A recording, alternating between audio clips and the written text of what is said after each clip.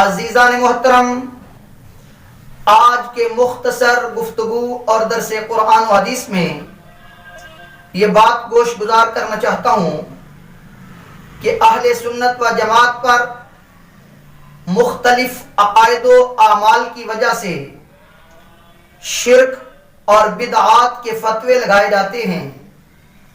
آئیے امت کو تو اللہ تبارک و تعالیٰ کے پیارے محبوب صلی اللہ علیہ وآلہ وسلم نے ضمانت دی اور قسماً اعلان فرمایا کہ میری امت میرے بعد مشرک نہیں ہوگی۔ آئیے صحیحین کی متفق علیہ حدیث مبارکہ صحیح بخاری کتاب الجنائز صفحہ نمبر 179 جلد اول پر حضرت عقبہ بن عامر رضی اللہ تعالی عنہ روایت کرتے ہیں کہ حضور علیہ الصلوۃ والسلام شہداء احد کے شہادت کے 8 سال بعد اپنے وصال سے چند دن پہلے ان کے مزارات پر سرکار تشریف لائے، ان پر سرکار نے دعا فرمائی اور اس کے بعد وہاں پر منبر رکھوایا گیا اور سرکار نے صحابہ کرام سے خطاب کرتے ہوئے مختلف باتیں ارشاد فرمائیں۔ فرمایا انا فارۃ لکم، فرمایا میں تمہاری بہتری کے لیے آگے فرد بن کر جا رہا ہوں، اور فرمایا میں تمہارے اعمال کا گواہ ہوں۔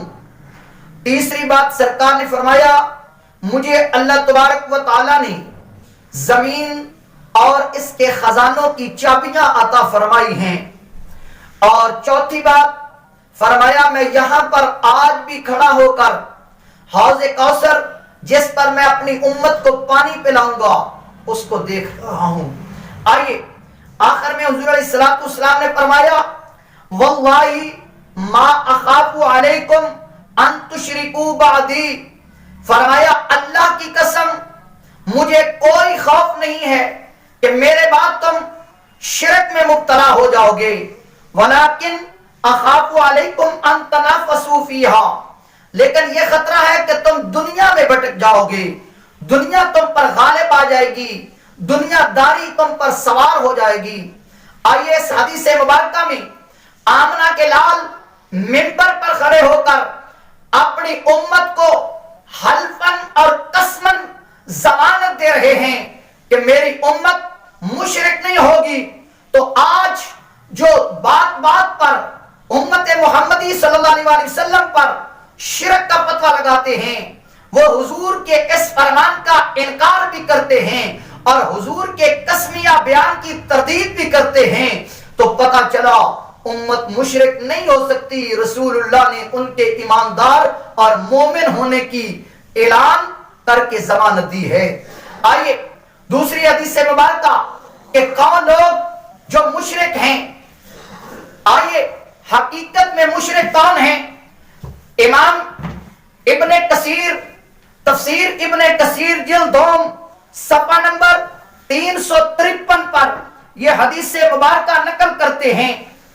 ابن کثیر جو ابن تیمیہ کے شاگرد ہیں، جن کو غیر مقلدین بھی بڑا معتبر اپنا امام تسلیم کرتے ہیں، انہوں نے یہ حدیث مبارکہ تفسیر ابن کثیر میں حذیفہ بن یمان رضی اللہ تعالی عنہ کی سند سے مسند ابی یعلا موصلی کی ثقہ سند سے یہ حدیث مبارکہ نقل فرمائی۔ حضور علیہ الصلوۃ والسلام نے ارشاد فرمایا ان مما اتخفف علیکم رجل، مجھے ایک بندے کا تم پر خوف ہے، یقرأ القرآن، جو قرآن پڑھے گا اور اس پر قرآن کی بظاہر رونق بھی نظر آئے گی اور اس کا اوڑھنا بچھونا اسلام ہوگا، وہ اپنے آپ کو بڑا مسلمان کہے گا، پھر کیا ہوگا؟ فرمایا پھر وہ شرک کا فتویٰ لے کر اپنے ہمسائے کے ساتھ شرک کے ہتھیار سے لڑنا شروع کر دے گا۔ حضور علیہ الصلوۃ والسلام کی بارگاہ میں صحابہ نے عرض کیا یا رسول اللہ ہمیں بتا دیجئے، قلنا یا نبی اللہ ایہما اولا بشرک المرمی او الرامی، یا رسول اللہ ہمیں بتائیے مشرک حقیقت میں کون ہوگا؟ فتویٰ لگانے والا مشرک ہوگا یا جن پر فتویٰ لگے گا وہ مشرک ہوں گے؟ آمنہ کے لال نے جو ارشاد فرمایا، آئیے اہل سنت پر شرک کا فتویٰ لگانے والوں کا حال زبان مصطفیٰ سے سنیں۔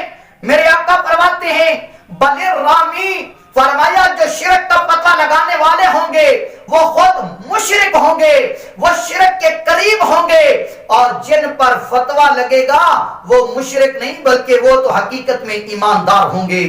آج اگر انبیاء کو ہم اللہ تبارک و تعالیٰ کی عطا سے حاجت روا نفع بخش سمجھیں تو لوگ کہتے ہیں تو مشرک ہو گئے۔ اللہ تبارک و تعالیٰ کی صفات کے ساتھ ان کو ملا دیا۔ آئیے اللہ کی صفات ذاتی ہیں، انبیاء کی صفات عطائی ہیں۔ اللہ مالک الملک ہے۔ اللہ تبارک و تعالیٰ نے اپنے پیارے محبوب ابراہیم علیہ السلام کا ذکر کرتے ہوئے فرمایا وَآتَيْنَاهُمْ مُلْكًا عَظِيمًا، ہم نے اپنے پیارے خلیل کو ملک عظیم عطا فرمایا۔ اللہ کا ملک ذاتی ہے اور سیدنا ابراہیم علیہ السلام کا ملک اور بادشاہی اللہ کی عطا سے ہے۔ اسی طرح اللہ الذی ارسل الرياح، اللہ ہواؤں کو چلانے والا ہے، اللہ کا اختیار ہے ہواؤں پر۔